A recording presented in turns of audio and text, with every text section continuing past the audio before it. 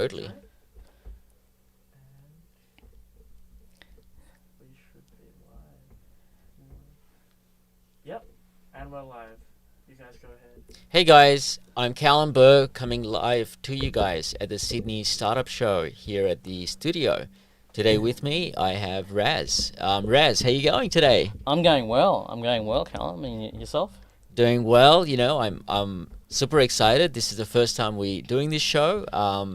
I think it's come a long way. So I'm super happy to see our executive producer Nick right in front of me, as well as Allison. This is a bit of a brainchild of some of the things we've been thinking about.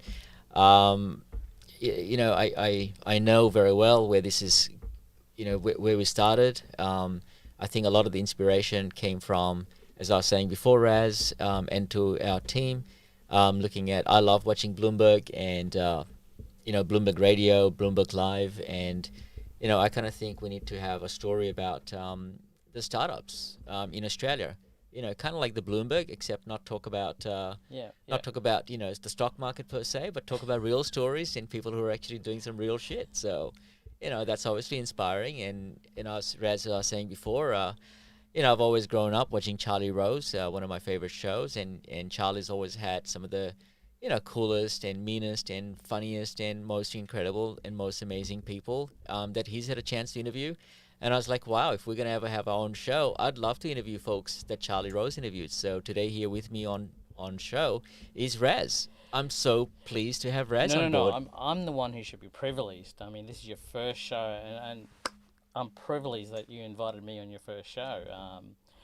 Honestly, I've it's incredible your life journey where it takes you. And the fact that I was just thinking the other day how simple conversations had led me here. I mean, we probably only met a few times and went to a conversation from there to doing a video on, and now doing the podcasting and I'm like you, Callum. I think there are these startups. There are so many stories out there, and I actually wrote about this, saying that all you are is your story. That's it.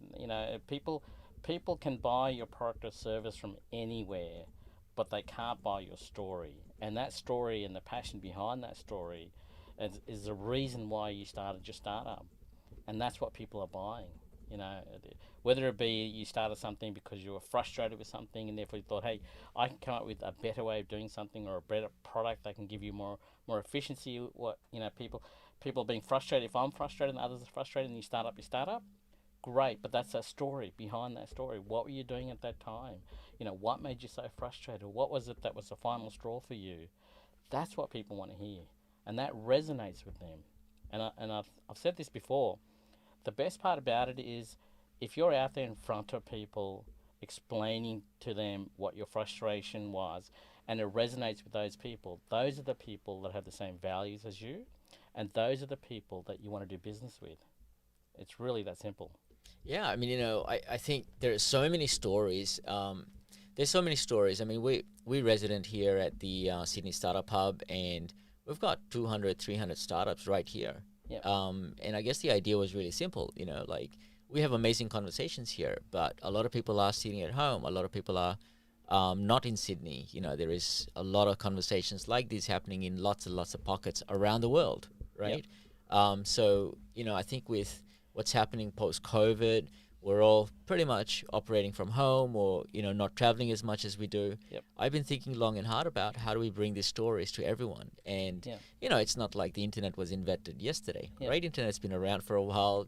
Video streaming, podcast, these types of formats have been around for a while. Yep. It's just that we've just never had a platform other than getting on Bloomberg, right? At a point of IPO, and even then you have to be lucky and you have to pay have sponsorship. Yep. So the vision is, how do we bring these stories and tell everybody about these stories and have a good chat? Not just that, but I think while there's a lot of people working from home at the moment, they need to hear these stories because they're sitting there at home going, I have an opportunity here. Do I really like what I'm doing? Can I pick up a side hustle? Should I do a side hustle? When they hear the stories and those stories resonate with them to the extent where they go, you know what, these people took a risk.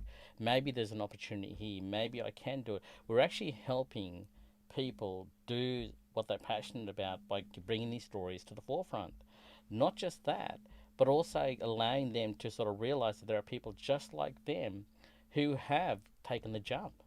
And I've said this, remember I've said before, if anybody hasn't watched Steve Harvey's parachute story, you have to jump. He goes, sure, you'll get bruises on the way down, but I promise you the chute will open. But here's the thing, if you don't jump, you're in the same position you were before you started. And that's where, I give so much credit to these startups and their stories, because they had the guts to jump.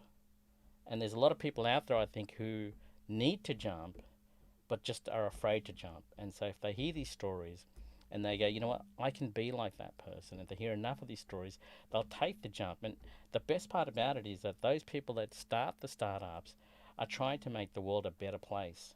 And if we can have more of those people out there, imagine what the world would be like. So that's where I'm coming from. And again, you and I were speaking earlier, one of the things that, one of the reasons we do this is we want to help as many people succeed as we can. And I'm here to help whoever needs help to take that jump. You talk about helping others. I'm just curious. Why don't you tell us about your story, Razz? Because I heard your story and it was like, wow, this guy needs to be on radio, and I'd love for to hear the story again and get re-inspired every time I hear it. So, Razz, why don't you tell your story? I don't know if it's inspiring. I mean, I started. I certainly think it is. I started at the classic, finishing my high school certificate and following through like everybody else, so like a sheep. They said become an accountant. That's the way to be. And so I ended up joining Coopers and Lybrand. Back then it was Big 8, and I was an auditor. And I hated it. I didn't hate it. I loved doing the numbers, but it was, and people are going to find this funny, but when you got to debit something and credit something else and everything balances, there's not really much else to it. And that took me on a journey, because then I ended up going to the States, and what was supposed to be a 2-week holiday became a 3-month road trip. And that was an eye-opener for me that, I saw all these people out there. And mind you, I had nothing but my savings, and I met all these interesting people with fantastic stories. And my whole thought process was led like a tree trunk. And all of a sudden I'm meeting these people who've got these branches of different thought patterns that I thought, you know what, I never thought of it that way. I never thought of it that way. And then when I came back, it was funny. And I say this to everybody, it was a 3-line ad when I came back. It said, an accountant with love for computers. And I used to love playing around with Excel spreadsheets. Then I ended up working for another chartered accounting firm called Panelco Foster, and working computers. That led me into becoming a developer. From there, somebody threw a business card on the table and said, hey, do you want to earn 3 times what you're earning right now as a consultant? I said, of course. And so then I became a consultant, which then took me overseas to the US of A for many years, working as a consultant there, and working for a number of brands. Came back, and one of the things is I used to work with a lot of developers. I became an application development manager, and I used to work with a lot of developers, and they said to me, we drink that much coffee, we should own a coffee shop. So I said, I took the jump. I bought a Glory Jeans franchise. I streamlined it. But given my agile project management experience, I put in checklists to streamline the process, and I didn't even have to be in the business anymore. It was a scalable business. I stepped out, started working again, back in consulting. And then I realized that everywhere I went as a project manager, as a consultant, I was always selling. I was getting in front of executive committee members, selling projects. I was getting in front of project steering committees. I was getting in front of, the board, explaining, some of the projects that were going on and the risks associated. And what happened at the end of it is I realized, you know what, I'm actually very good at understanding how people think. And then I did, I then went further and started learning about neuroscience and NLP and understanding what drives a person. And once I did that, I realized, where the world is moving to is online. And, nowadays we are so dependent on our phones. Our whole life surrounds our phones. So we spend a lot of time on it. I thought, why can't I take what I love doing, which is convincing people of doing something that's to the betterment of their organization, to the next level? And so that's when we started.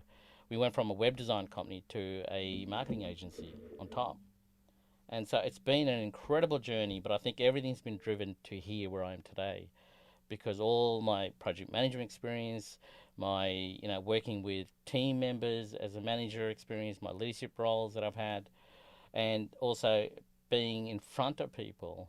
And this is one thing that I will share with everybody, and that is the best thing I've learned from being in front of people is that forget about your ego. And then that's what's going to happen in a lot of startups. They're going to be so caught up in their ego. Oh, I'm passionate about this, but I don't want to get in front of people because they might form an opinion of me.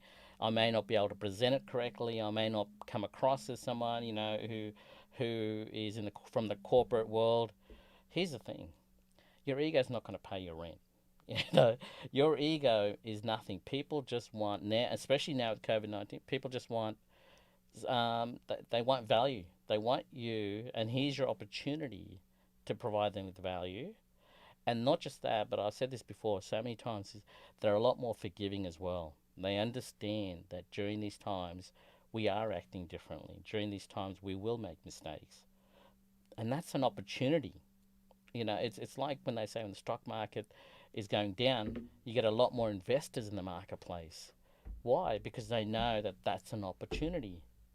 And it's the same here. If you're sitting at home, you have an opportunity and an obligation. If you feel that you've got a product or service that's going to better the world, it's your obligation to bring it forward and become a startup. So one of the quotes that that I quite liked on your LinkedIn today is it wrong to like something that is promoting you? Tell us more about that. What was going on when you posted that? I mean, it's cheeky, but it's funny, right? Well, you guys put it up, the post that we were doing a podcast today, and so I wanted to point out there that there's nothing wrong with liking self-promoting yourself. Why not? You and I spoke about this. Why not? If you can't get yourself in front of people, then you're never going to be able to get your product or service working. And if it means promoting yourself, and I don't know if I can use the term, no, I won't use. I'll say if you want to be a slut, be a slut. But I shouldn't say that. But if you can get in front of as many people as you can, why not? You don't know if you get yourself in front of 3,000 people, all it takes is that one person who believes in you and is willing to invest in you. Done. You've done your homework.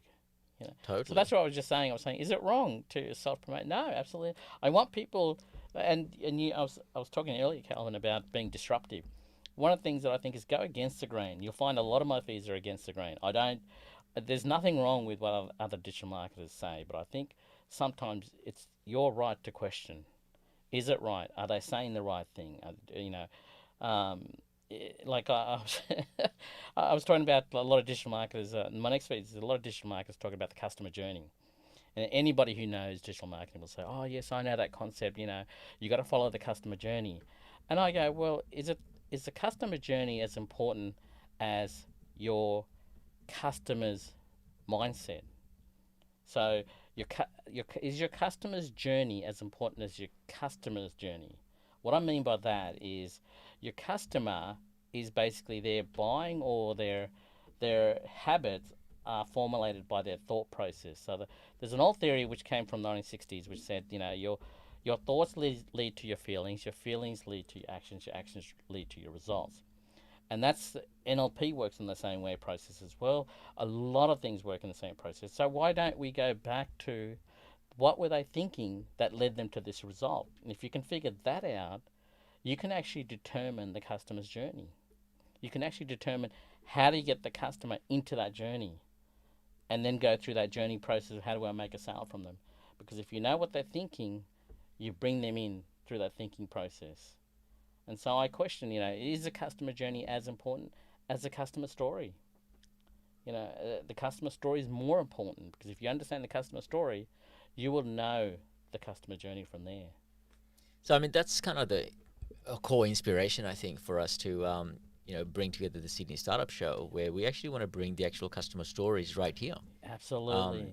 Because, you think about the value of being in a hub in which case, I think particularly because of COVID, there's been so much of disruption, not enough people are coming into the studio, not enough people are coming to the hub, there is value. There's always been value on a hub. You know, whether it's 5,000 years ago, whether it's 100 years ago, whether it's now, there is still value in being part of a hub. I guess the only challenge, obviously, is how do we get the right combination of digital and non-digital together, right? And I'm loving this idea that we can have a few people in the studio, be COVID safe, but at the same time engage and interact with a lot of people simultaneously. So, it's not really a Zoom. It's not just 100% Zoom. I mean, we wouldn't be having this type of interaction if it was just a Zoom call. It's not to say that we don't do Zoom call. We've done.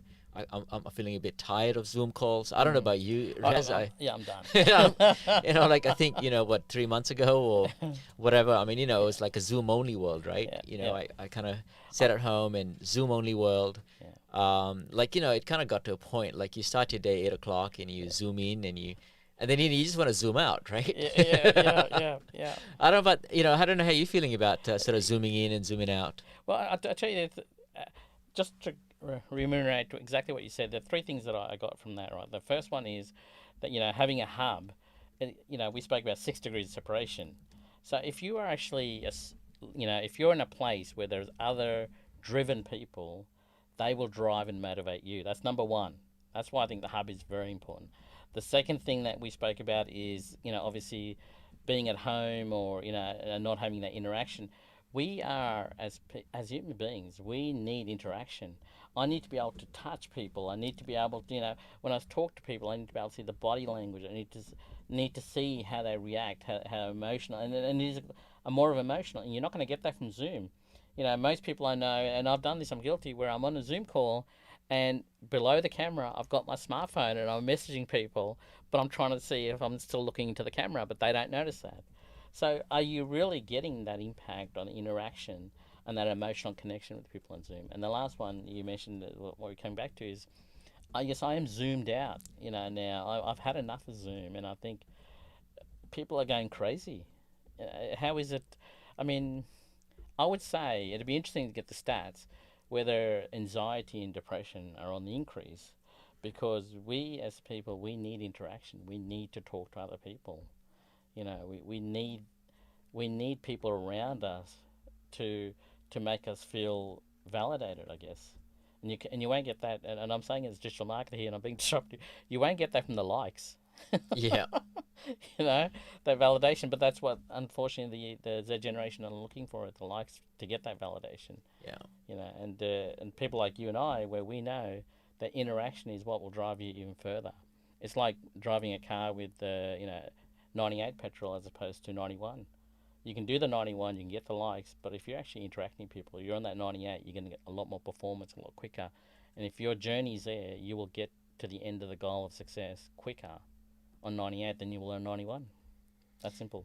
Absolutely. I mean, I kind of feel like I've gone through this phase, and I'd love to get your views. But if I talk about my journey, it was sort of at one point in time, 7 a.m. in the city, at least have breakfast meetings in the city, and make sure you kind of have at least a drink or so, or coffees, or something at the end of the day. So in between, there's lots of meeting, lots and lots of meeting, and that was my world before COVID. Right? And I think being in Sydney, away from, I guess, the bigger hubs in the US or in Singapore and places like that, where they can go on for a long time, it can happen be 24/7. I was kind of enjoying that little thing here in Sydney as well, to a certain extent. And then we had COVID. During COVID, I kind of felt like, what? Actually, this is not a bad thing. Obviously, there's withdrawals behind all the meetings. But for a little while, it was almost like it's not a bad thing. I kind of felt like, oh my God, I'm getting a lot done. I kind of felt like I was getting a lot done because, I didn't have to commute. Sydney commute is tough, right? Relative to the places I've spent a lot of time in the last 2 decades. Sydney commute is tough. Transport, it's all public transport. I'm like, who does public transport, right? I hadn't done much public transport for a couple of decades, right? So you kind of have to get used to all of that. And then, I was like, wow, I'm actually enjoying staying at home. I'm enjoying the serenity of all of it. I'm comfortable, either warm, because, we had winters right there. I was like, yeah, this is really nice and warm. It's not raining. I don't have to get wet. And you know what? I am getting a lot done. And you're right. I mean, I'm guilty of that too. I have been on those Zoom Teams call, And whilst I'm doing that, and if a call is boring or something else, I go and do my emails. Callum, right? you sure you want to be admitting that because you've got team members here Oh today. no, totally. I mean, people know that, and sometimes I put my camera off and I'd go, make my tea or something, and and then you have to kind of work out your schedules, right? Like, when do you have bathroom breaks? Because like normally, like if you have a lot of meetings, it just happens naturally. Yeah, yeah. It just happens naturally. If you're hungry, you're still meeting people. Yeah. Whereas, when you're at home, you're not meeting people and having lunch at the same time because you're just awkward, sitting in front of a computer. Yeah. And all the spontaneous stuff goes away, right?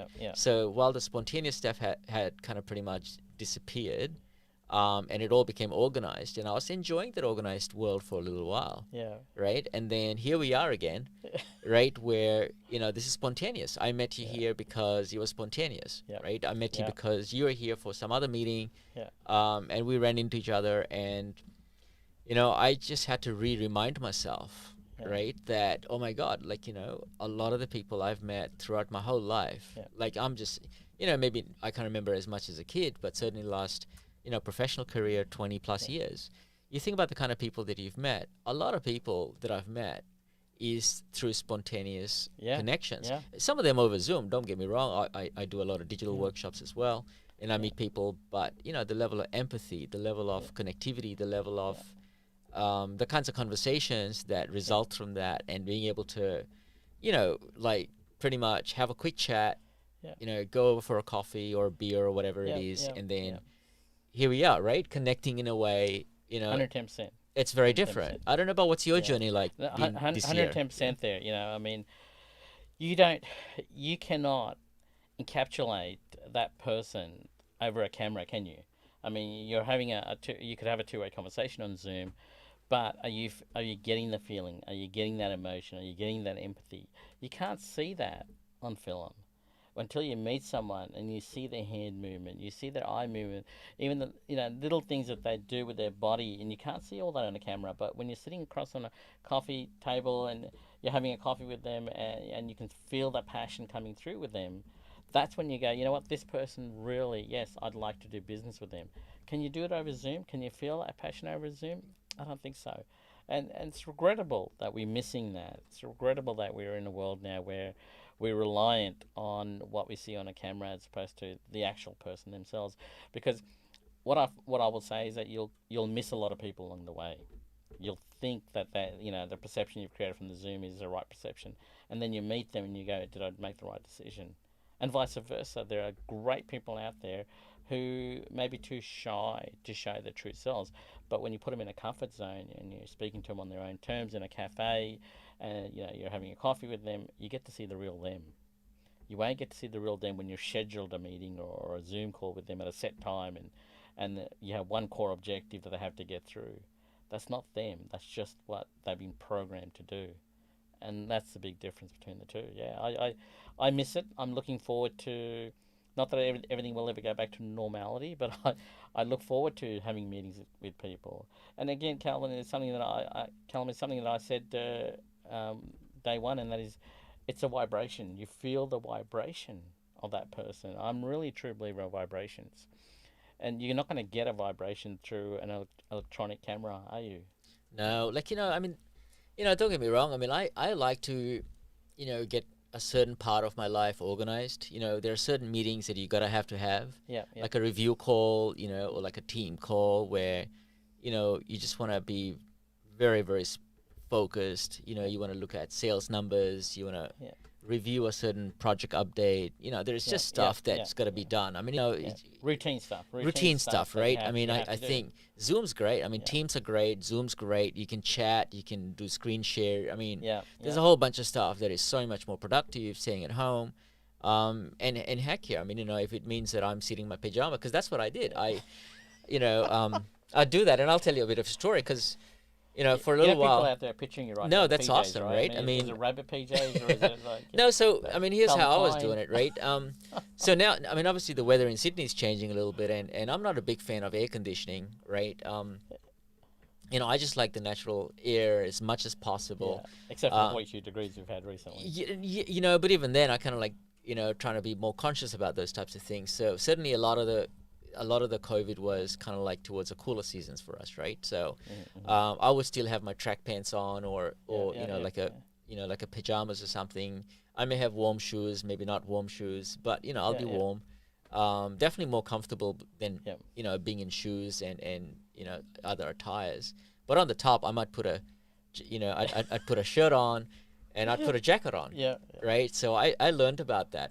yeah. What's been your experience like? You know, getting up and thinking about some of Well, those it's things. funny you say that because you know, on my social media, I put a feed up there. You know, a guy at the train station going to work, but he's got his jacket on and his shirt, and then he's got his underwear. You know, short underwears on, and the whole concept of, you know, when we go back to work, is this what's going to happen? You know, we're going to forget to put our pants on because so used to sitting there on a Zoom call without our pants on.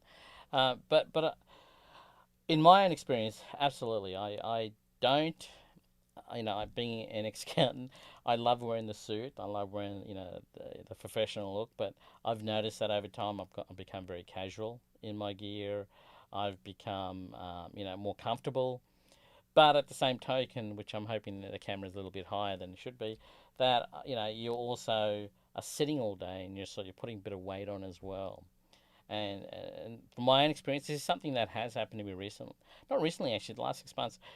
I now go for a walk every morning, and luckily I live around the Bay Area, and so I go for a walk around the water every morning, listening to podcasts, and it's my time. I call that my time, where I just relax, I plan my day, and that's how I start my day.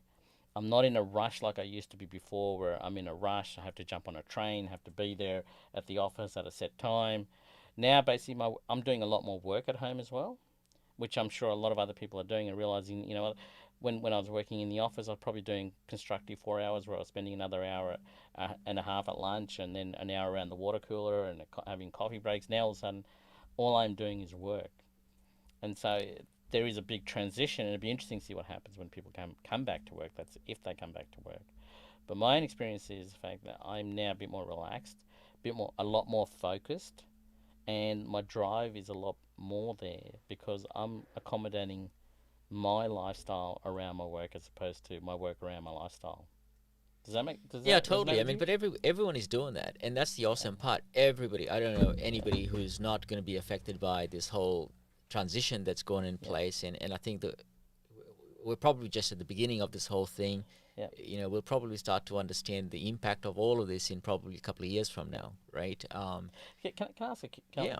Calvin, let me ask you a question. So you deal with a lot of people, you know, within the startup hub for the startups, and a high caliber like venture capitalists and people in the high end.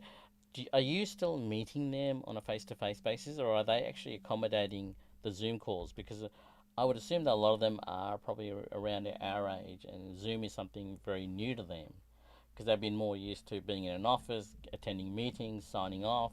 But now all of a sudden, their IT team have told them you have to be in front of a laptop with a camera, and you know we have to make sure your internet at home is fine, and all this sort of stuff. Are you finding that, you know, you are still doing face to face, or are you finding that these people are actually accommodating, coming to the table, and doing Zoom calls with you? Well, I mean, it's interesting you say that. I mean, it's a very broad, and I'm speaking to a lot of different people, and I'm seeing a whole variety. So, on one hand, you know, I'm talking to people who, you know, ordinarily would never make an investment decision, you know, without having to be face Mm, to face, mm, and I speak to a lot of people, and on that, and for a large part, yep, because of the travel restrictions, a lot of them haven't traveled, you know, on both sides, you know, yep, yep, the founders and people seeking funds, they haven't traveled as much to yep, talk to investors. So I think for most of the traditional companies, yep, the whole activity level has come down considerably. yep, Considerably, you know. I mean, you think about sitting in Australia.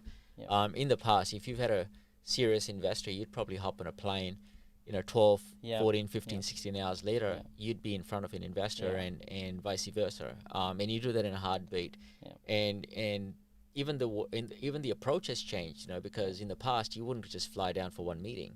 You'd mm, probably fly down for one, two, you know, you'd probably yep, pack your week. You'd yep, probably jam pack your week, yep, and vice versa as well. So yep, as an investor, you'd jam pack your week as well. mm, So mm, if you're sitting in Melbourne, for example, and you yep, may be a small cap investor or maybe an yep, angel investor, you might come up yep, to Sydney and meet some of the startups. yep, Um, but most people in Melbourne have not been able to get up to Sydney for a little while, as an example. Yep. So, you know, Do you not find though that now? I mean, I know it's become probably with the startup hubs out here who are looking for investors. It's a tough gig now to find investors. But do you also think that now that we are stuck in COVID, they've actually got a much bigger audience to play with, or international level?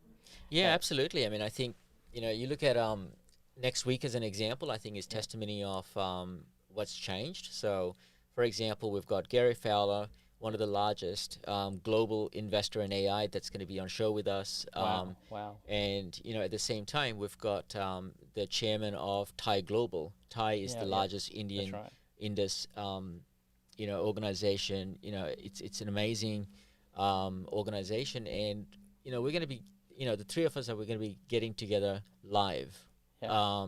from 3 different cities. Yeah. We're going to have Gary, again, a global investor. We're going to have the chairman of, you know, the chair of Thai, and myself, and together Yeah. with Steve Nouri, Dr. Steve Nouri. I think the 3-4 of us would not, you know, I mean, if this was even 6 months, even 8 months ago, it would not have happened.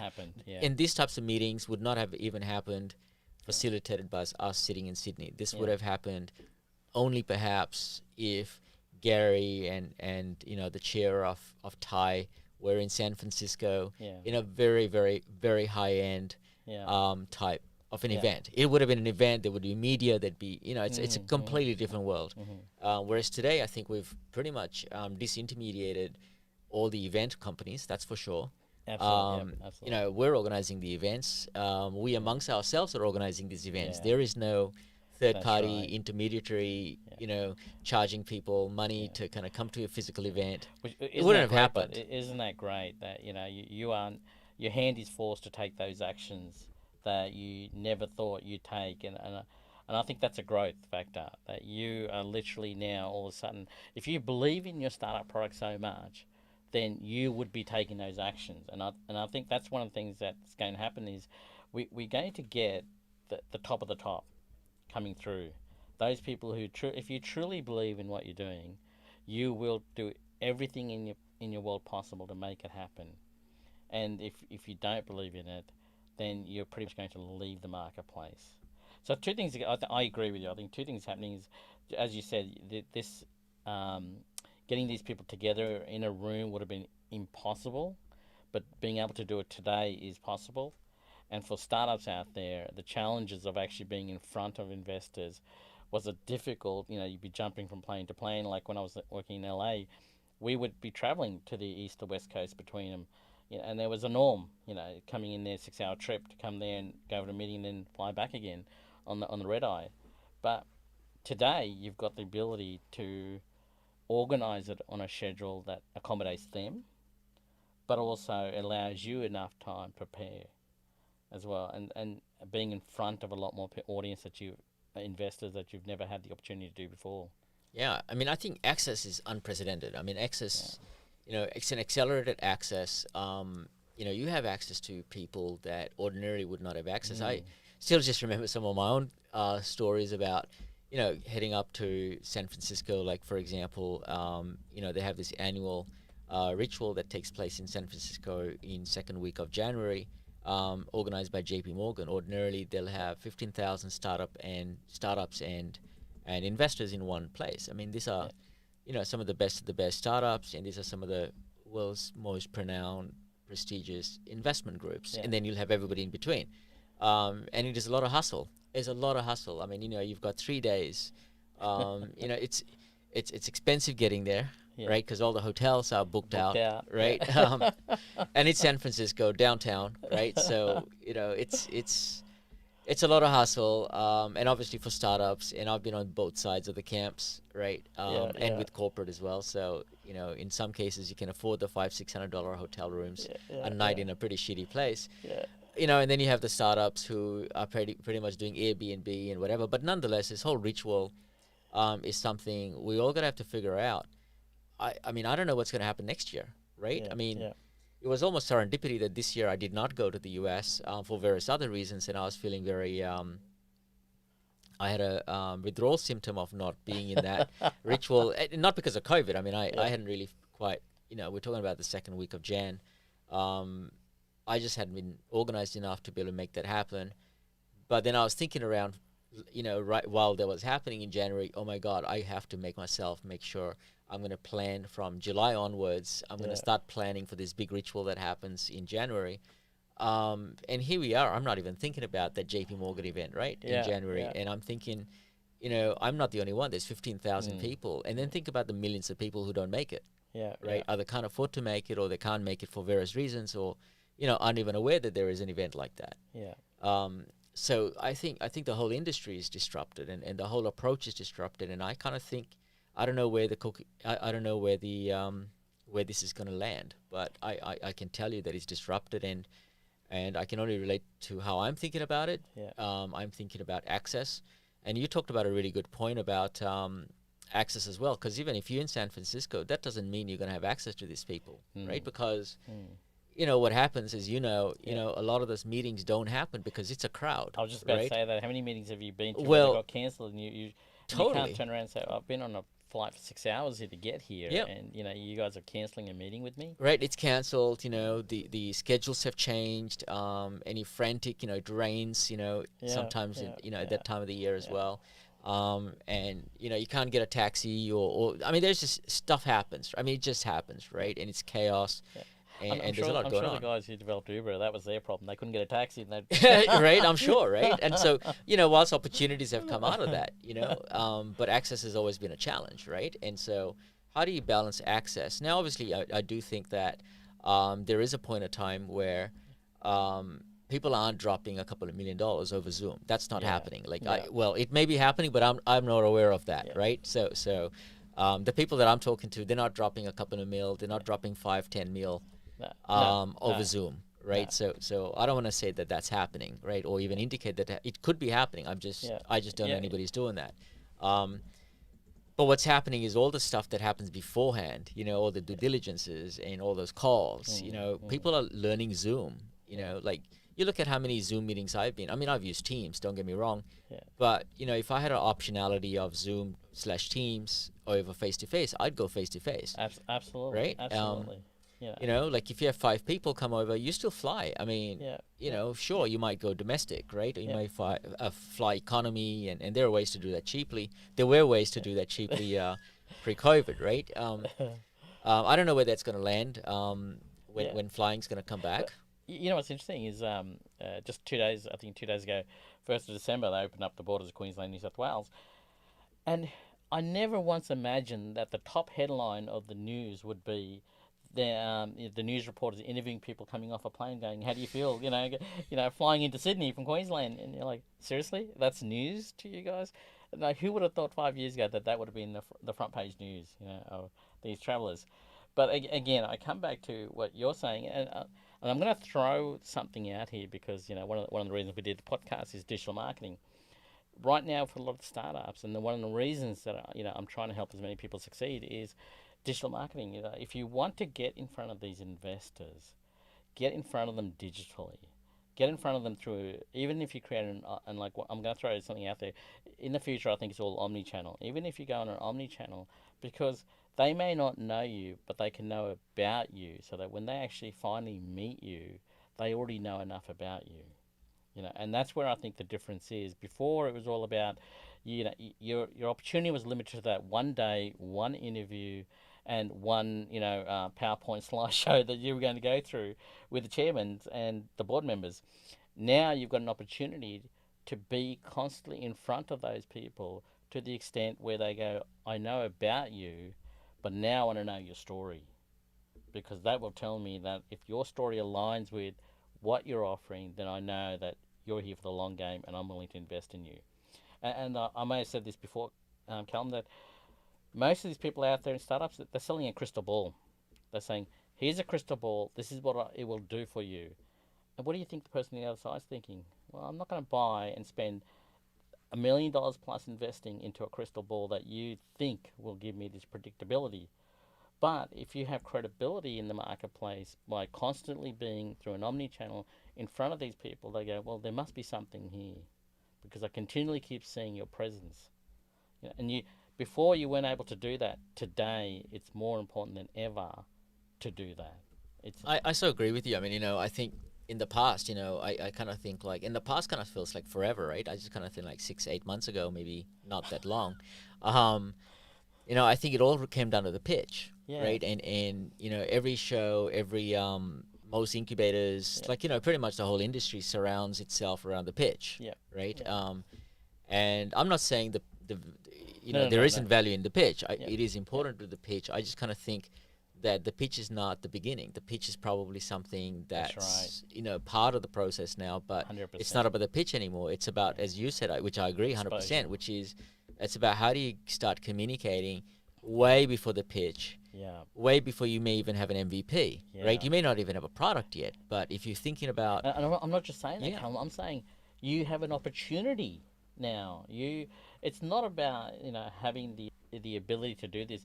It's the fact that you actually have an opportunity, and if you're not grabbing at that opportunity, and I know that your team is doing a workshop tomorrow on how to create a brand video on a shoestring budget.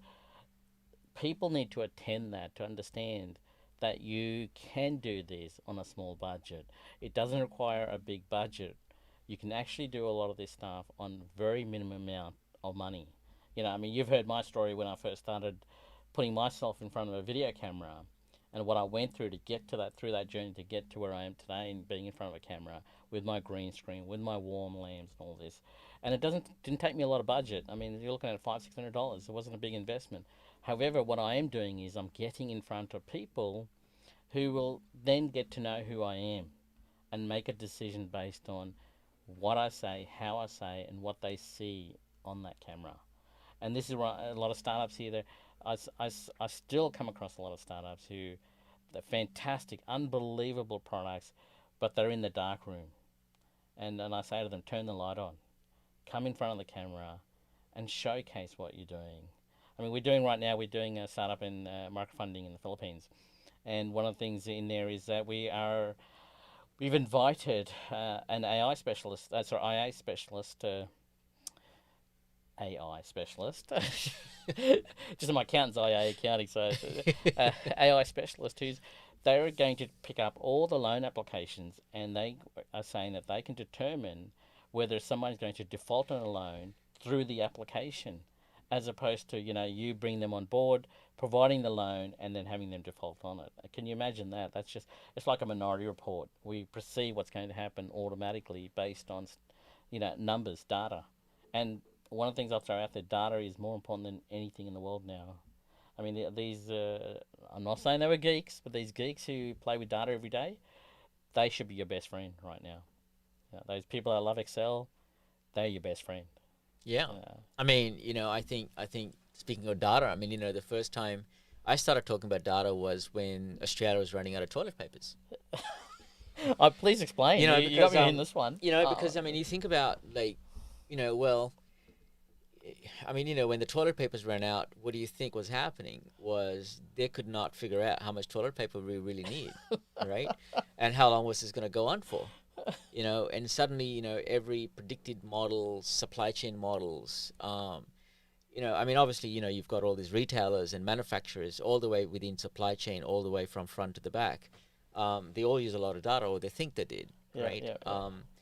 They just couldn't figure out how much toilet paper we need, how much you got to stock, and how long is this going to go for, and how much do I have to produce, and how much do I have to ship? Where do I need to deal with all of that? And you know said what? Ship, right? You said ship. Yeah, we're a ship. I just want to make sure. Well, I think they all could predict how much people shit, but but they couldn't figure out how much was needed and what was the behavior around this, and so this was a data problem. Yeah. And I think this was perhaps the single most big data problem that we ever had, because this required people to go, okay, you know what, your traditional 5-10% volatility, That's right. your traditional buying behaviors doesn't apply here anymore, right? So suddenly we're going to have internal data, external data.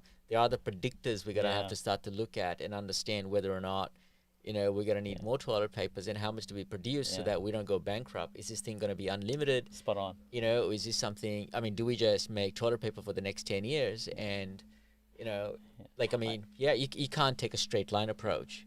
But I am still confused as to why, during a pandemic, toilet paper was the number one component. People were going to crime for toilet paper. Oh, totally, You know, right? Totally. And I kind of think you think about toilet paper and you think this is a big data problem, right? Because most people couldn't figure it out, and that's my point. yeah, yeah, If it was simple, people would figure it yeah. out, and people couldn't figure it out. I mean, imagine those project managers out there, or logistics guys out there, Mhm. and they're going, "Oh, it's a low risk," and all of a sudden they're explaining themselves, an anomaly's turned up, and all of a sudden everything's out of whack. Right, Yeah. and as far as big data goes, I think there are more people trying to predict how much toilet paper you needed than how many people were dying from COVID. Oh, wow, that's incredible, Right? I isn't mean, it? what people mattered. I mean, people are like, I'm just staying at home and I got to worry about toilet paper, not Yeah. worry about COVID, right? And I gotta have to predict, is the store going to be open? Am I gonna go there and predict whether it's gonna be in that store or not? Do you think it's gonna be running out? What time do you think I should go to the store Yeah, yeah, to see I've got a best chance of getting maybe a toilet paper? yeah, What do you think is the probability that I'm gonna have to wait 2 hours in the store, to get through it? Or everybody had absolutely no clue, and the yeah. only people who knew anything that was going on was the data Data people, people. Mm, right? yeah, And so suddenly, and you've got supermarkets and you've got retailers all the way to every end of the supply chain had no choice but to go back to the data and figure out when should we stock, yeah, yeah, how do I get my staff, how do I yeah, get rostering, how do I get staffing. They gotta have to put IT systems. If they had not have IT systems and all the foundations in enforce place, the they did IT not have a systems. data system in place and a platform in place, they would have Yeah. no chance of being able to recruit like the way had they recruited. No, I mean, Um, imagine like you're able to change one small variable, and your whole logistic process changes automatically. I mean, this is where AI is just absolutely incredible. It will premeditate when that's going to happen. It'll turn around and say, "I know what's going to happen based on these criteria here, and therefore I will make an adjustment now." So when it does happen, and that's the thing, those people that have taken on board the AI, they are the ones that are going to be in the forefront in the future because they're building around data. It's not just machine learning, but they're taking to the next level of artificial intelligence, where they're actually allowing the systems to predict the the movement based on not just one or two variables like we as humanly possible can do, but based on every physical component, variable out there, and seeing the adjustment and saying, I'll just readjust and recalibrate. I'll readjust and recalibrate, and that's where I think we won't have this problem down the track with smart people such as those people in startups in this startup hub right now. Well, the problems may still exist. We just think that we might have more data scientists, and I kind of think the COVID legitimized anybody who called themselves a data scientist or data analyst. I mean, it's a real thing now, Yes. right? I'm not saying it Yeah. was a real thing prior to that. I just think that with COVID and what's happening at the moment, it's become as real as it real gets. Yeah. I mean, I'm going to say it out there. So those data scientists now have friends. They didn't have friends. Right? I I mean, shouldn't I mean, if you want to figure out who's going to run out of toilet papers, I mean, it's like who are you going to call? Your best friend is a data scientist. Totally. He'll tell you which supermarket you can get the toilet paper from. You He knows probably the can. data. Totally. Totally. I mean, that's the start, and then I think once you start predicting stuff, because I mean that's what AI is a lot about, right? Yeah. Not all Yeah. about. I mean, a lot of AI is about predicting stuff and helping us figure out stuff, so we don't have to use our brains to. It's funny you say that because I get a lot of I go to a lot of events, and I get a lot of people who go, Facebook. They show me ads, that they're listening in on me, and they know what that they start showing me advertisements about what I'm talking about, and that's all AI. That's all AI that's happening. And what I like about it is I go to those people. I go, but wouldn't you prefer to be shown things that you're interested in than random stuff that have no interest to you?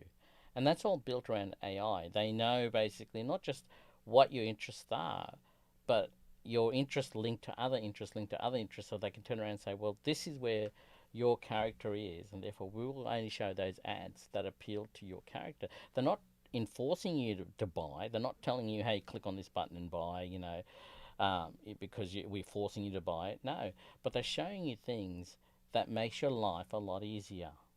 And this is something that's what AI is all about, is making our life easier, allowing us to make decisions based on what is right for us as opposed to what is right for the majority. Would you not agree? Oh, I mean, I think about some really fun stuff that I see done with AI, obviously, from a marketing standpoint. Yeah. So I'll give you an example. I mean, this morning, look, I mean, like everybody else, I'm sure everybody gets a lot of junk mail, right? Like spam and, all those kinds of things.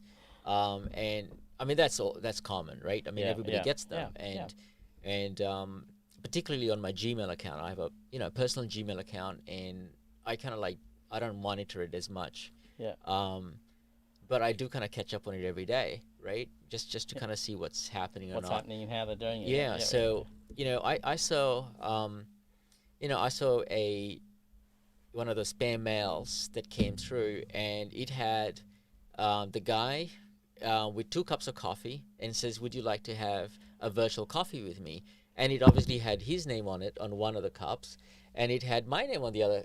Wow. And I was like, whoa, you know what? This is a showstopper for me, right? Isn't That was a that showstopper brilliant? for me. It's like, oh my brilliant. God, this is absolutely awesome, right? Yeah. I mean, okay, it was a junk mail, Yeah, right? But yeah. guess what I did? I forwarded to a couple of our people. I Yes, said, yes. you know what, guys, we should be thinking about stuff like that. I Yeah. mean, this is a showstopper, Yeah, right? yeah. It's like, you know what? There is not I'm sure that person, Yeah.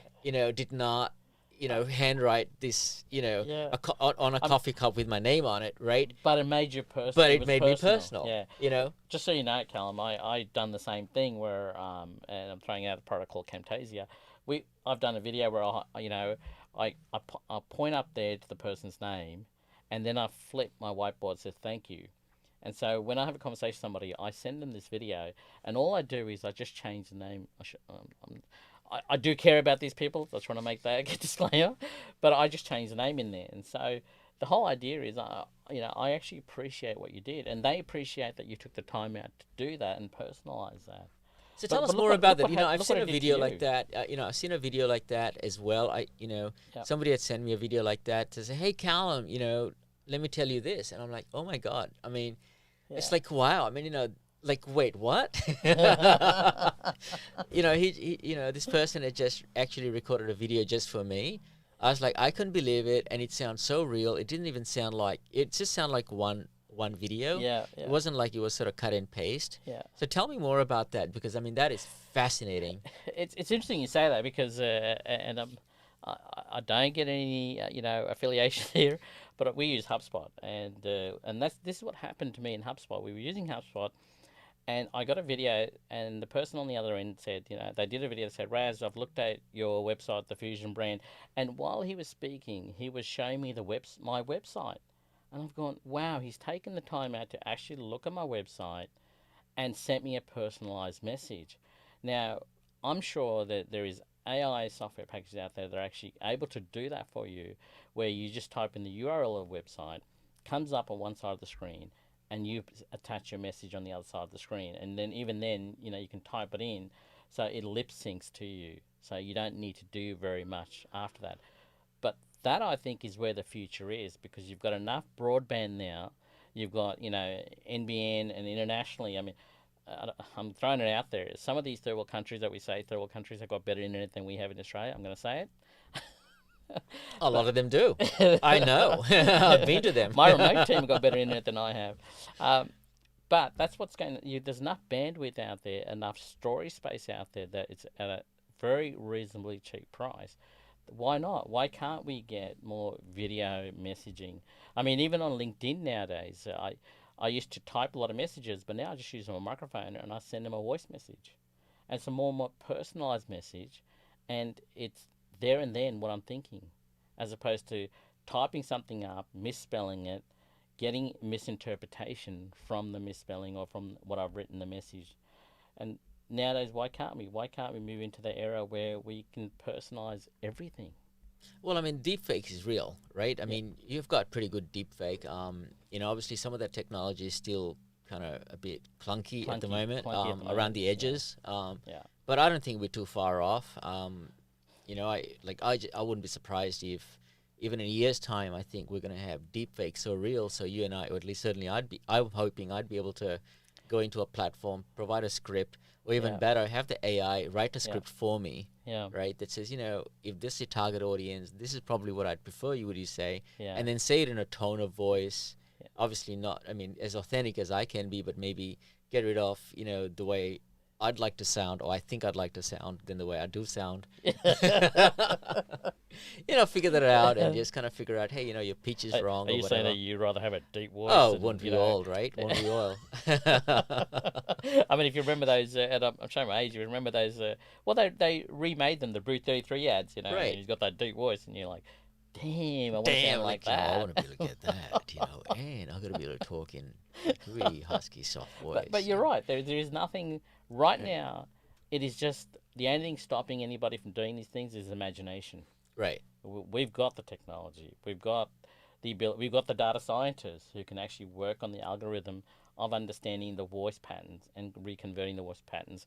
And as you know, you mentioned a fantastic thing about the whole fake videos that are out there on Facebook right now, where you think Obama is actually saying that, or and during these times of political uproar, where you think Trump is saying certain things or Biden saying certain things, and it's fake news. And how do you control that? I mean, we are coming into a world of age where how do you control that? Just when you think privacy was an issue, now you've got the ability where they can manipulate what you see and what you hear.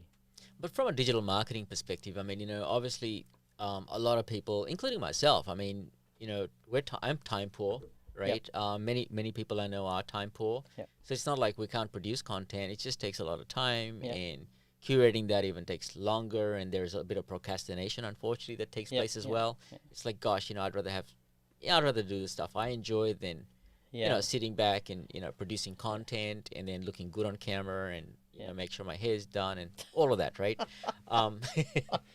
So there's a whole bunch of these inertia that you have to overcome to be able to produce content.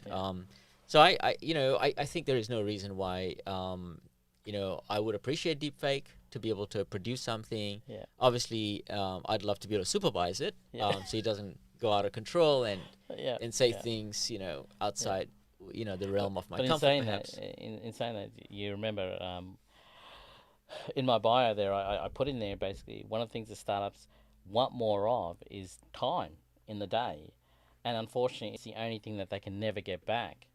With digital marketing, by automating those processes, and not just automating the processes, but also allowing the system to qualify the people. And I was going to come back to them, coming back in full circle here. You remember we spoke about going to the meetings and speaking to someone across the coffee table and drinking coffee and trying to get a feel for. I mean that's the traditional marketing where you would entice what are the challenges they're having and whether you can resolve those challenges for them through your organization. You don't have the time anymore. I don't have the time to sit there for an hour trying to convince you of something or trying to learn from you. I can actually do a lot of that pre-meeting. And not just that, but then I can throw you into a digital marketing sales funnel campaign where I qualify you through the process. I get in front of you, I go, this is where I think your challenges are, and I believe that these are the areas where we can actually help you get your time back. Or, sorry, help you get whatever you're after. So give me some examples or some tips. Obviously you don't have to No, divulge yeah, all your trade secrets, but let's let's have a look at. I think again, customer journey is the one thing that really comes in here, and let's look at something recent. Okay, so we've got a client who is, because everybody is on Zoom and everybody is using Teams, it's no longer about body language. You can't stand in front of a crowd and then get a feel for how they're thinking and show them PowerPoint slides and then get a forward and back conversation with them because they're all on Zoom cameras there. So it's all about your voice now. And so we've got a client who is a brilliant voice coach, and we said, she does, she helps singers. She helps people speak better on executive levels. And so we said, why can't we take that campaign on board and say your voice is more important than ever before? How you say things, what you say, the tone that you use. And then we created an ebook showing you the 7 ways you can change the tone to appeal to an audience and come across as credible. Now, the thing is, those people that see that campaign, as we call it, see that campaign, look at the landing page, and it resonates with them, they're not going to buy. They don't trust you. And so what you have to do then is you have to take them on that journey. So what we do is we say, listen, here's the seven steps that you need to follow to come across credible, and then we reinforce it through an automated email system.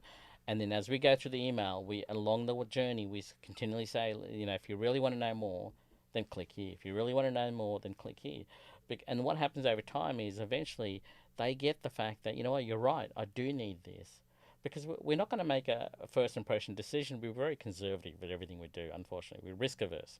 We look at everything, we challenge everything, and this is typical human nature.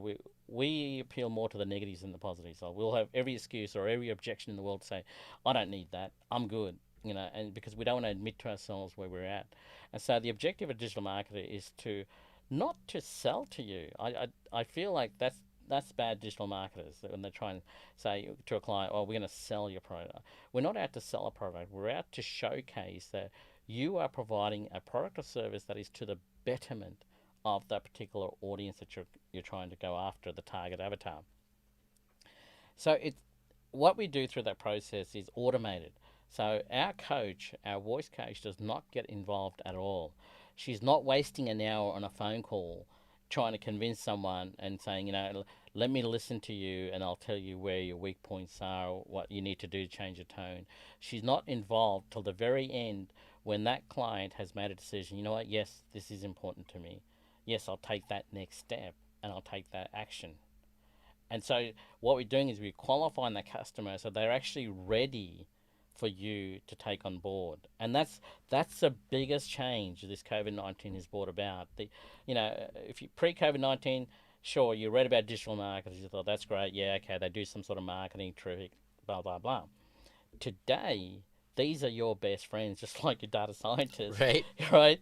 These are your best friends because what they're doing is they're showcasing in a world where you can't meet people anymore and you don't have the time to waste anymore. They're going, listen, let's go and put your product or service in front of those people who want it and let them make a decision. So I know you're using the word digital marketing, and everybody's got a very different idea. I mean, you're talking about high-end digital marketing, right? I'll tell you an example for digital marketing that popped up in my world, late afternoon yesterday is an example of that.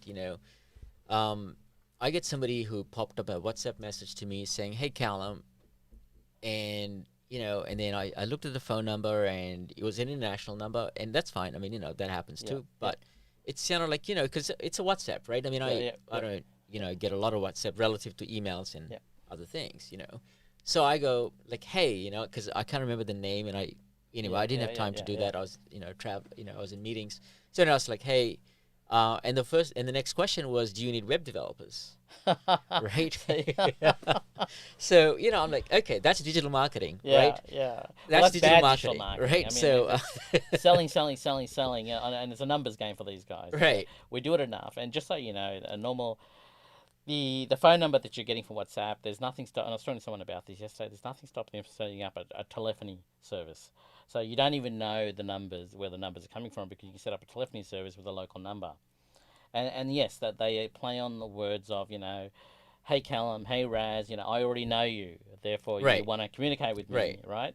It's personalized and it sort of goes, where have I met this person before, and you have no idea. Right. And luckily for us, digital marketers / IT people, we'll first do our hunting before we decide to respond. I mean, you should see how many sales pitches that I get. Not just that, but guys, I'm telling you, please, I'm a digital marketer. So please don't try and sell me digital marketing services. Okay, I don't understand that. Like, they go into LinkedIn and they come in and they send me a message, are you looking for more clients through our digital marketing services? And I'm going, but that's what we do. Why would we want your services?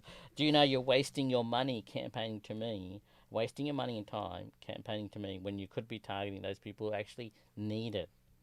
And that's where the big difference is, the good and bad digital marketers. And you're spot on, but you notice again, it was a personal approach.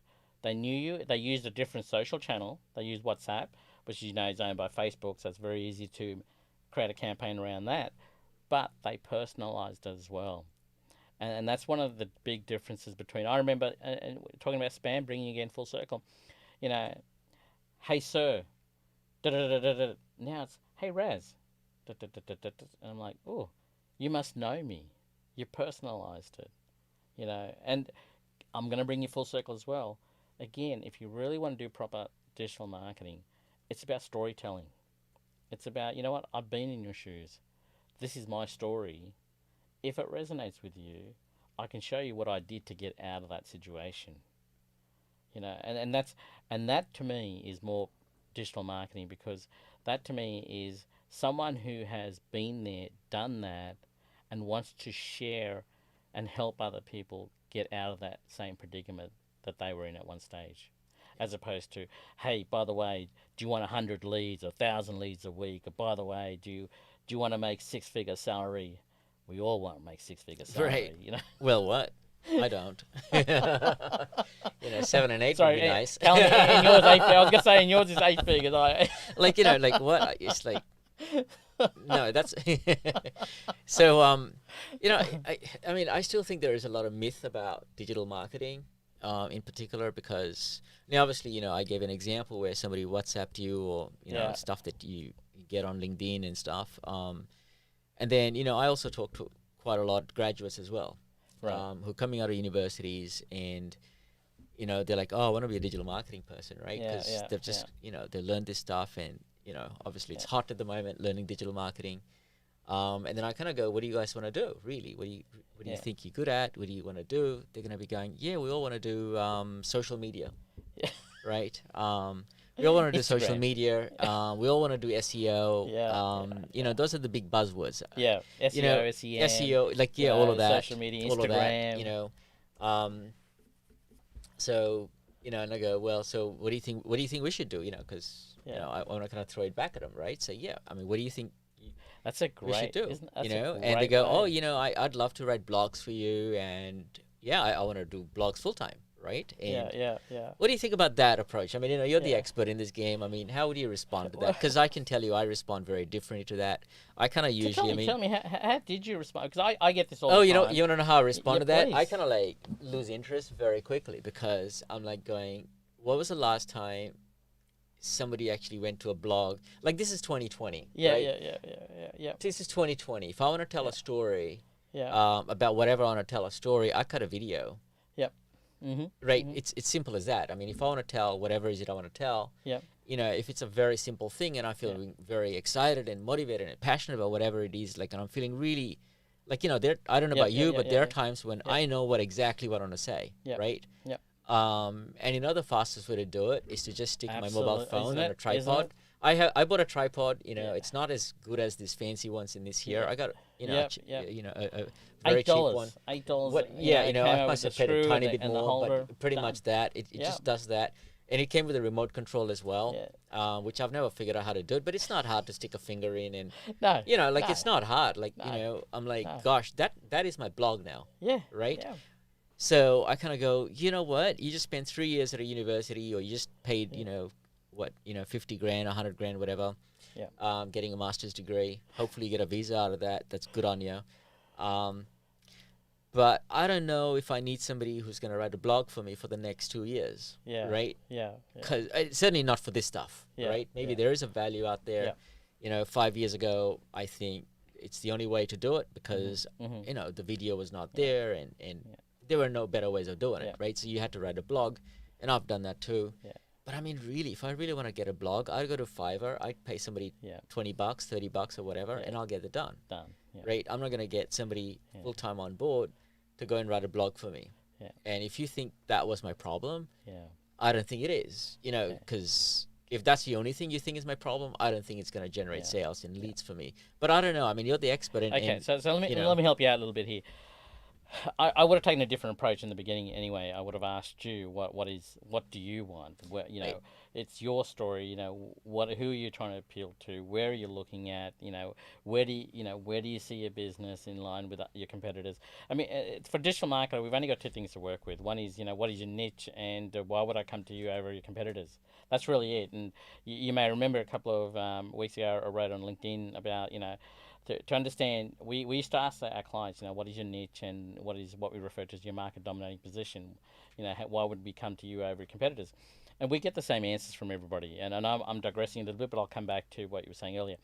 And so we ask the question now, how would the world be different if you weren't around anymore, or if your organization wasn't around anymore?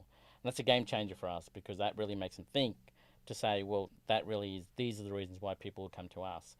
But coming back, what happened to that person there is they've jumped to a strategy without actually asking whether that was a viable strategy for you. They didn't sit there with their mouth shut and listen with their two ears and say, what is it that you're after? Where are you being, where are your challenges, and what it is that excites you? And for you guys, it's videos. You love doing videos, so vlogs would be perfect. But they jumped into a content marketing strategy where what that is they align your SEO keywords into the content so that the SEO will pick it up a lot quicker. The more of this content you have, and again, there's different sub strategies such as newsjacking. You can play around newsjacking within those content to be in the forefront of Google's search engines. There's long tail keywords that they would put in there, short tail keywords that they would put in there. But the objective is that they want the Google search engine, and even Binge, the Microsoft search engine, you want to be in there as well, to be in the forefront when people search for you. But that's a long-term strategy. And so I know what you're saying is, well, I don't need that right now. I think I can just do video blogs. And you're right. In the future, Google will pick up those video blogs and do SEO on the sound itself, which they're already doing right now.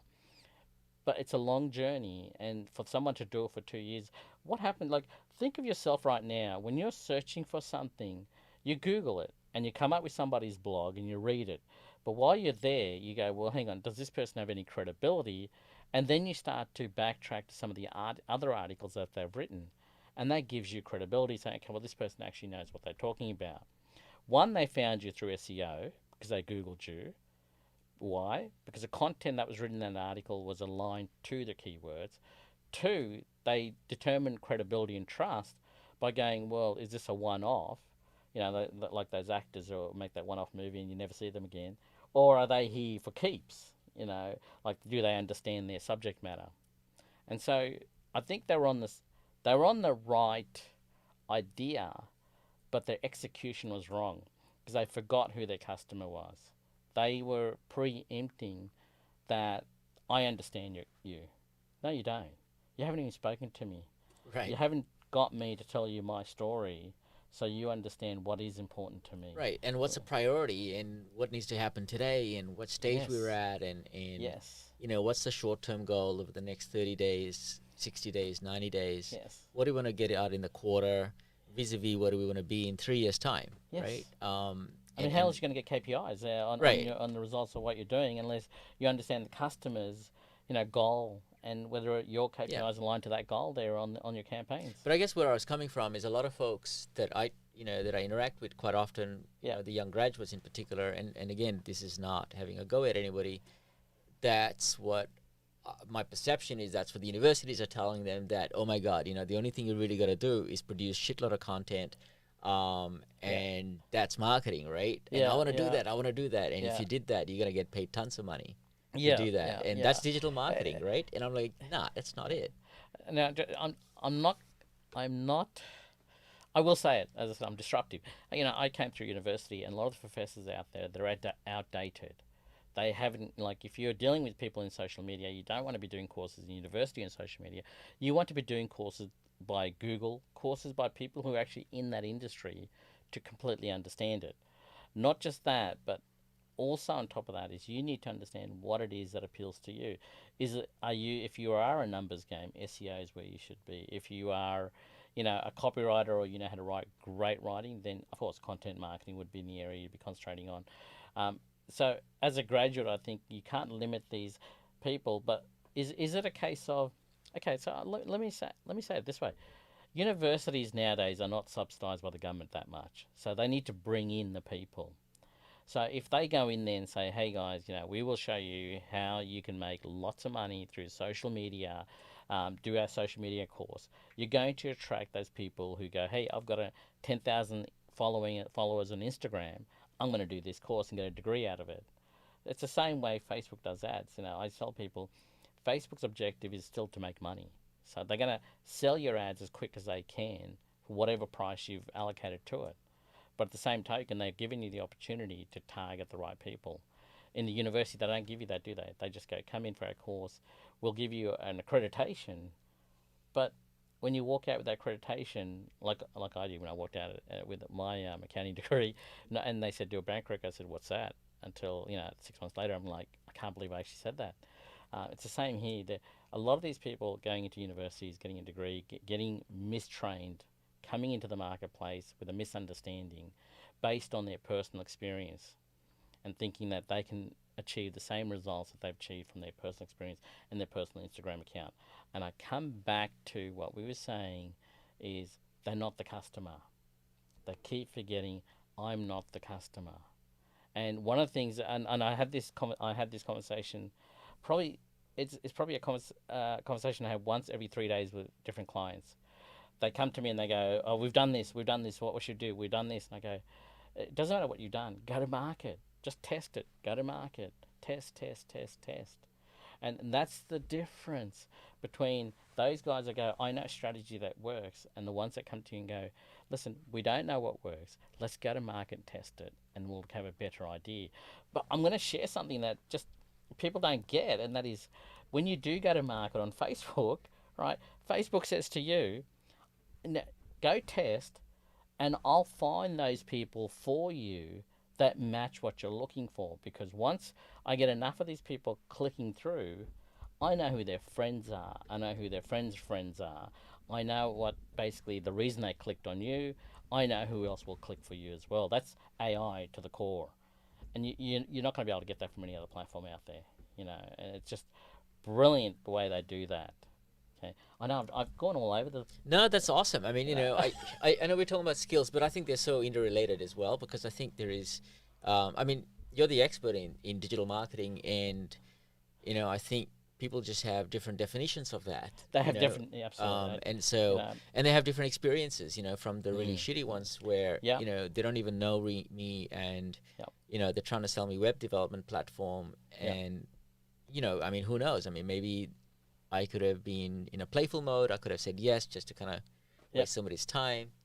I could have been bored. Anyway, the point is that's probably an example of digital marketing. And then you've got a lot of people coming out in the workforce saying they're the masters in digital marketing now. Ask that them, I think we should have do a look at this. their accounts. Ask them, show me, what accounts you're managing. Show me. Like, when I did a talk to our local community, the Bay Talk guys, and I literally opened up our business Facebook account, and I showed them, I said, listen, I'm going to quickly go into one of these clients, I'm going to show you quick data, due to confidentiality, I can't show you a lot more, but I did it ad hoc, and I showed them things ad hoc based on what they were asking me. So there's a lot of people out there who've done the digital marketing courses who'll do talk the talk. They'll talk about the customer journey. They'll talk about email automation, autoresponders. They'll talk about landing pages, and they'll do talk the talk. But then, can they actually do the walk?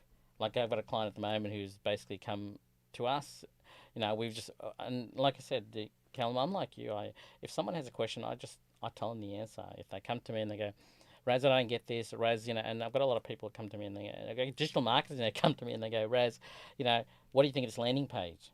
And I'll give them my opinion. And like I said, it happens. We have a 3-month sales cycle. I just help them along the way. And 3 months later, they go, listen, can you just do it for us? So I've got a client right now who's just basically jumped on board. I'm not trying to sell here, guys. I'm just saying, if you do a good job, you will get the clients that you want, and they will appreciate what you bring to the table.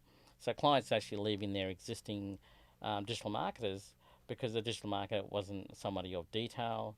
They were doing things that they thought were right, and we're a little different. We go, well, what do you think? What do you want? How would it appeal to you?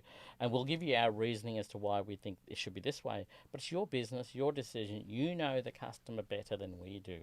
We can only advise you, and I guess this is my consulting coming out.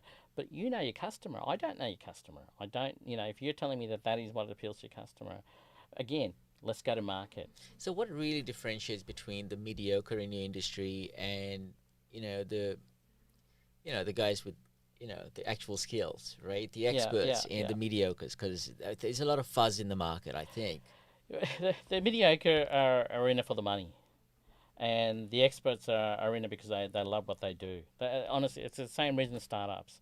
The startups they start their business because they believe in what they're doing, but the ones that are doing for money will never get anywhere. They'll get a short term gain. But how do you pick one up? Like, I mean, how do you smell it? I mean, what are some of the, It's like, if you're a startup founder and you're thinking, Yeah. oh my God, like, I mean, obviously I want results, and I gotta have to pay for this, but I want to be savvy with my money. I want to Okay. be frugal.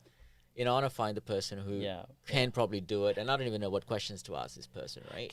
Can I share this one bit of information, and that is, there are because we're bagging out too many digital marketers now. There are some great digital marketers out there, and really, there's no one way to tell whether somebody is good or somebody is bad, other than the fact that you can ask them the simple questions of, show me some examples, which we do. We send them our landing pages to my clients. Show me some of the results, the Facebook, or show me whether you've trained people on this before, which we send them to our digital marketing jungle website to show them. We host events there. But here's the thing, and I come back to this all the time, is actually I wrote about this. I said, how do you find the right digital marketer? It is about whether they have the same values as you do. Okay, it's really that simple. I mean, read my article on LinkedIn if you want to have a look at it. It really is only about, do they have the same values as you do? Because if they have the same values, they understand you and they appreciate you. And I've been through this journey in my own business where I've had clients and I've realized, these clients kept me up late at night. I was stressing, and then I got a coach and we went through our process and realized, well, one of the reasons that you're bringing on board clients who do not resonate with your value system. And so now what we do is it's a two-way stream for us. When clients come to us, we go, it's a two-way stream.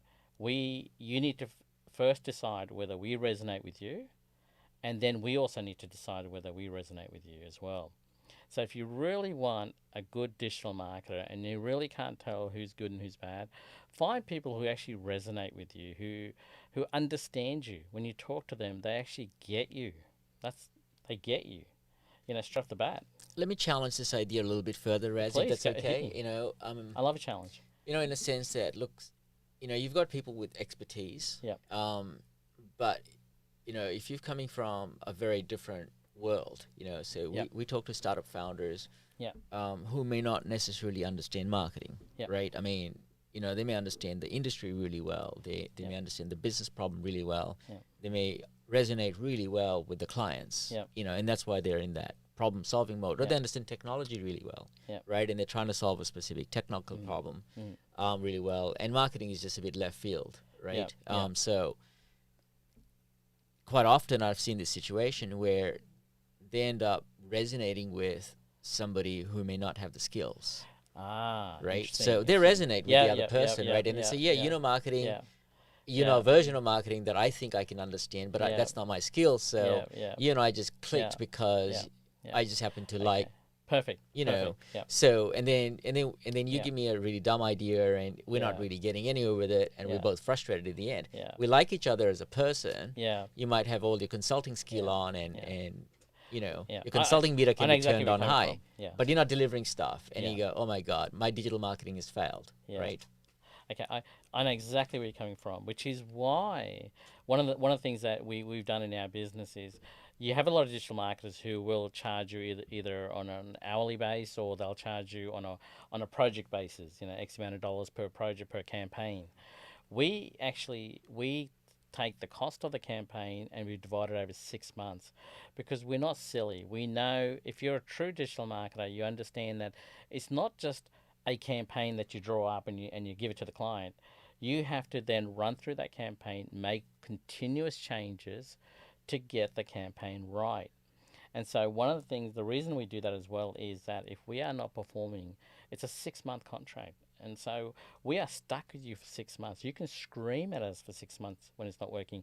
We will, and one of the things we do straight off the bat is we tell you the reason we do 6 months is you can't pull out of a campaign too early. A lot of people spend a bit of money and they go, that's a lot of money, because they do the ROI calculation. They go, I'm going to do, if you're costing me X amount of dollars and Facebook's costing me X amount of dollars, and therefore my ROI should be this much based on my profit margin of the products I'm trying to sell. Sure, you can go down that route, but you can also look at the customer lifetime value as well. You get that one customer, you'll bring in from that customer, and they may bring in 3 customers. That customer may stay for 2 or 3 years, and that's where it's a different calculation altogether. But coming back to what you were saying is that how do I then know if you're the right person? You got to work with them. You'll see the results come through on the Facebook ads. Are they? Do they understand CTR? Like we get clients who go, I've been to a workshop. I've been to a workshop and they say that my click-through rate should be 2%, and we go, okay, sure, we'll give them a traffic campaign that'll give them 2+% CTR. But then if you really, it's not a conversion. You're not converting, and so if you really truly understand Facebook ads in particular, I'm talking about Facebook ads here. You're looking at a conversion of maybe 1% on a conversion. If you get that, that's pretty good. So you need someone who not just understands the numbers. They need to understand your business. B, they need to understand who you're targeting. They need to ask the right questions. We actually have one of the frustrations I had personally was that I'd go out there and people had so many of these templates. We built our own and we built it online. So when you come on board with us, we get you to go through the customer journey online with our system. So we pick the avatar. We know what product you're selling and why people want to buy that product. We know who you're targeting based on that product, because it makes it a lot easier. Once you know the product, you already know who wants that product. So we know who your avatar is, and then we sit through your sales cycle and determine your sales cycle, and we duplicate that manual sales cycle into an online sales cycle. And here's the thing, we stay with you, because what you think is never ever reality. We get this all the time. We let you run in the beginning, and then we say, guys, now let us look at the numbers and let's make some suggestions. I mean, here's a mind blower, and there are digital marketers out there who will talk about Facebook ads, and there are digital marketers out there who've actually done Facebook ads. And the ones that have done, this is how you'll tell the difference. The ones that have done will tell you straight off the bat, we don't know till we go to market. You're saying that you're going to target, avatar A. Let's go to market for avatar A. If we don't get that, let's go to market for avatar B. And you'd be surprised how many business owners going, I never thought about avatar B. And then even then to the level of, how do you get yourself in front of 3,000 people for $100? You can't do that through letter dropping, And again, comes back to the numbers. We show you that you're getting in front of 3,000 people. You're getting your reach is 3,000. Your impression is 6,000, and from those numbers again. I don't have a data scientist as a friend yet, but if you're listening, come and talk to me. But it really is data. Your data is everything. And like I said to you, a good digital marketer will stay with you and explain to you what the data means and show you the small changes. As when I spoke at this event the other day at Bay Talk, I showed him the graphs. I said, here was a graph that's showing you high CTR and then it dropped. I said, because we were testing. We changed the avatar on here. We changed the ad set. We changed the ad copy. So we literally go test, test, test, test, test. A lot of these digital marketers, when they try and sell you something, that they'll sell you a concept, and then they'll go for it, go to market. But I can tell you, a good digital marketer knows that you can go to market, but you have to test, test, test. You have to, what you think may not be the case. We found that COVID-19 is a different story. I mean, there were a lot of digital marketers out there who would market to the city. Everybody's at home now. You got to change the way you think. So the digital marketers out there go, oh no, we know where they are, we know where your avatar is, and we'll go, target the city area. Well, they're not in the city anymore. They're sitting at home. So you got to change the way you think now. You got to change the message, and that's good digital marketing. If you go talk to them, tell them to show you what they've done. Tell them, and you're right. There are some really good talkers, and they'll resonate with you. But how do you know the results?